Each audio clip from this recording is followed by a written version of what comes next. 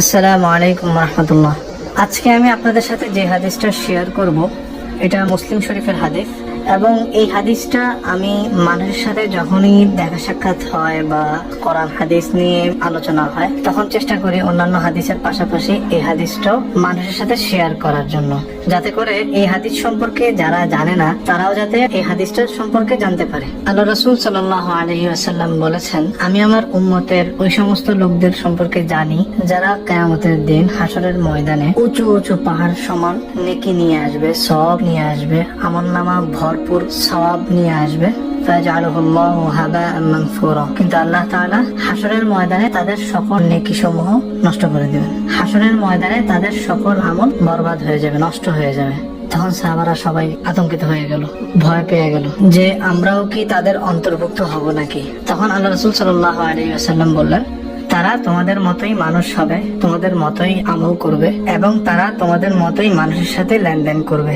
কিন্তু ইদা খালাউ বিমাহারিমিল্লাহ, যখন তারা একাকী হবে, ইনতাহাকুহা, তখন তারা কি হবে? বিভিন্ন হারাম কাজে লিপ্ত হয়ে যাবে। এই হাদিসটা মুসলিম শরীফের হাদিস, এবং আল্লাহ রাসূলের জামানায় সাহাবায়ে কেরাম তো এই ধরনের কোন গুনাহে তো তারা লিপ্তই হইতো না, আর তখনকার সময় একাকী হয়ে তারা কি বা এমন গুনাহ করবে। রাদিয়াল্লাহু আনহুম আজমাইন। তো এই হাদিসটা বর্তমান সময়ের জন্যই, আমার জন্য এই হাদিস, আপনার জন্য এই হাদিস। যাদের কাছে স্মার্টফোন আছে, যাদের কাছে মোবাইল আছে, যাদের কাছে ইন্টারনেট আছে, যাদের কাছে ল্যাপটপ আছে, প্রত্যেকের জন্যই এই হাদিস। আর বর্তমান সময়ে প্রত্যেকের হাতেই পুরো দুনিয়া, সবার কাছে অ্যান্ড্রয়েড, সবার কাছে ল্যাপটপ, সবার কাছে আইফোন, এবং সবার কাছেই স্মার্টফোন। আমরা যারাই একাকী হয়ে নির্জনে বসে নিজের রুমে যে কোনো ধরনের গুনাহে লিপ্ত হওয়া থেকে বিরত থাকার চেষ্টা করব, পাশাপাশি অন্য সব ধরনের গুনাহ থেকে নিজেকে হেফাজত রাখবো। নির্জনে, গোপনে কিংবা প্রকাশ্যে যত ধরনের গুনাহ আমরা ইতিপূর্বে করেছি, আল্লাহ তাআলার কাছে সেগুলোর জন্য তওবা করব, এবং পরবর্তী সময় থেকে সেগুলো থেকে বিরত রাখবো নিজেকে। আশরাফ আলী থানভী রাহমাতুল্লাহ আলাইহি বলেন, একজন মানুষের গুনাহ থেকে বিরত থাকার জন্য একটা কাজ করাই যথেষ্ট।